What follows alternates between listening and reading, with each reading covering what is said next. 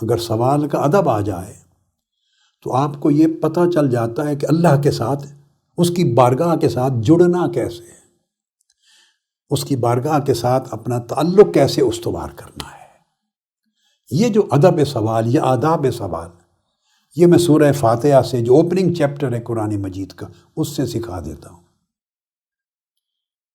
وہ باب جس سے اللہ کی کتاب کھل رہی ہے، اللہ رب العزت نے اپنی کتاب میں داخل ہونے والوں کو پہلے ہی قدم پر در کتاب کھلتے ہی باب دے دیا ہے ادب کا، کہ اس طرح مجھ سے مانگو۔ آج کی شب یہ ادب سوال سیکھو اور اس ادب سوال کو اپنی پوری زندگی پر طاری کر لو۔ آپ دیکھیں، ادب سوال یہ ہے کہ جب آپ سورہ فاتحہ پڑھتے ہیں،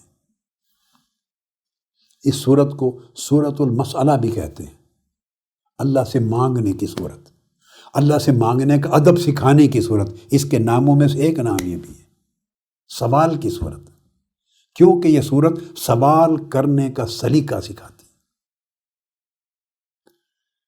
اب آپ اس کو بگننگ کریں، اعوذ باللہ من الشیطان الرجیم، بسم اللہ الرحمن الرحیم۔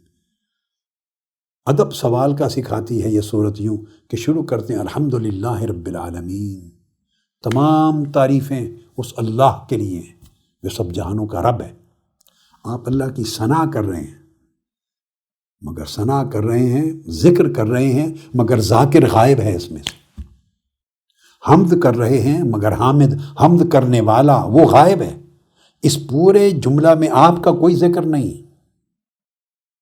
حمد کرنے والا غائب ہے، یعنی میں ثنا کر رہا ہوں نہیں، ہم کر رہے ہیں نہیں، آپ غائب ہیں۔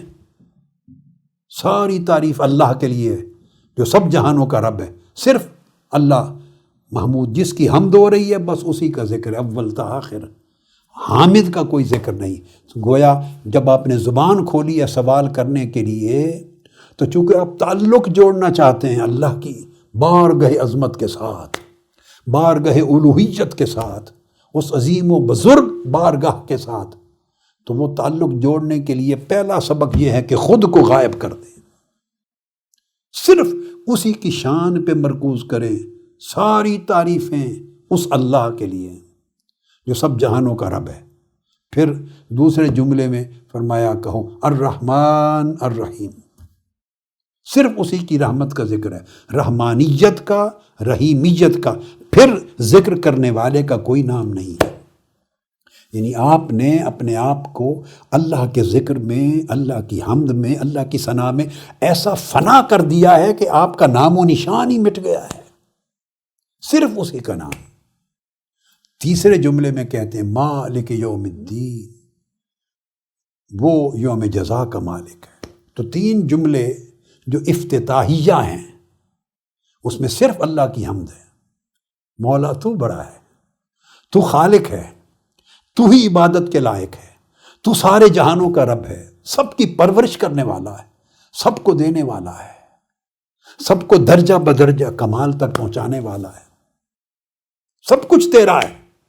اس میں اپنا ذکر ہی نہیں کہ میں بھی کہیں ایگزسٹ کرتا ہوں، میرا بھی کوئی وجود ہے، میں تیرا ذکر کر رہا ہوں، میں تیری حمد کرتا ہوں، میں عرض کرتا ہوں تو بہت بڑا ہے، نہیں میں کو مٹا دیا، جڑ کاٹ دی ہے میں کی۔ اور پھر رب العالمین کہہ کے تو اگلا سوال گویا یہ ابھرتا ہے، وہ رب کیسا رب ہے؟ مالک جو ہوا وہ انتقام کا رب ہے یا رحمت و غفران کا رب ہے؟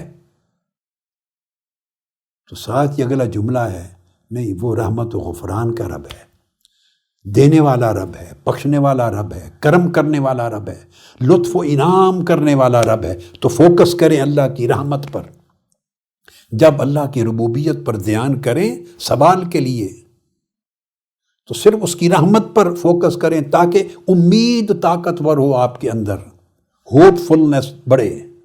اور پھر فرمایا ساتھ اتنے بے خوف اور بے ڈر بھی نہ ہو جاؤ، اللہ کی رحمت کو رکھتے ہوئے ساتھ ہی بنا دیا وہ مالک ہے جزا و سزا کا، تاکہ بے ادبی بھی نہ ہو جائے۔